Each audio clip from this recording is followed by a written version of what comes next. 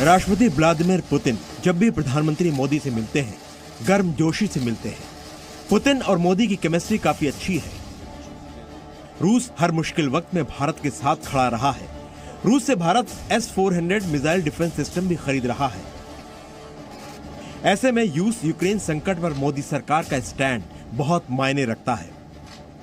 एक तरफ अमेरिका और पश्चिमी देश पुतिन को खरी खोटी सुना रहे हैं, प्रतिबंधों की छड़ी लगा रहे हैं, तो दूसरी तरफ भारत ने न तो रूस की निंदा की है और न ही यूक्रेन की संप्रभुता की बात की। यानी निष्पक्ष रहकर भी भारत ने रूस का ही साथ दिया है। इसलिए रूस ने भारत के रुख का स्वागत किया और कहा कि आगे भी सहयोग जारी रहेगा। India is playing a vital role of responsible global power. It takes independent and balanced approach to global affairs.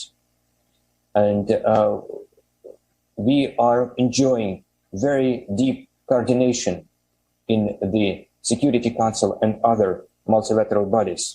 The Indian activities in the Security Council is fully reflecting the merit of our special privileged strategic partnership.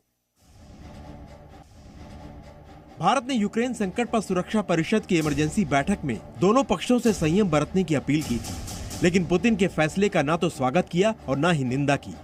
2014 में भी मनमोहन सरकार के दौरान भारत ने रूस का साथ दिया था।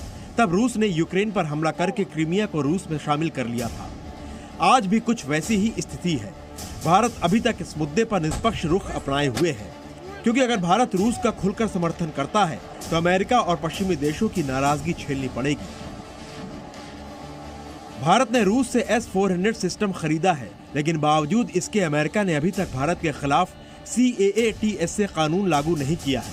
इस कानून के जरिए अमेरिका रूस से रक्षा सौदा करने वाले देशों पर प्रतिबंध लगाता है।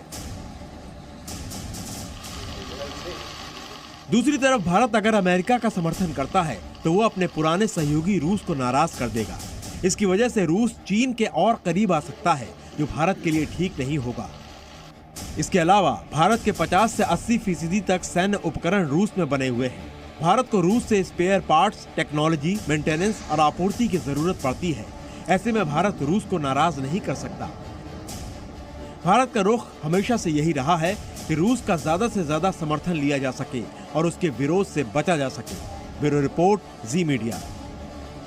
और थोड़ी देर पहले हम ये सवाल पूछ रहे थे कि क्या रूस प्रतिबंधों को देखते हुए बैक डाउन करेगा। रूस की तरफ से एक बड़ा स्टेटमेंट आया है। क्रेमलिन द्वारा ये साफ कर दिया गया है कि अमेरिका के प्रतिबंधों के सामने वो झुकने के मूड में नहीं है। रूस के पलटवार के तौर पर इसे देखा जा सकता है, क्योंकि रूस ये कह रहा है कि अमेरिका के प्रतिबंधों का करारा जवाब दिया जाएगा।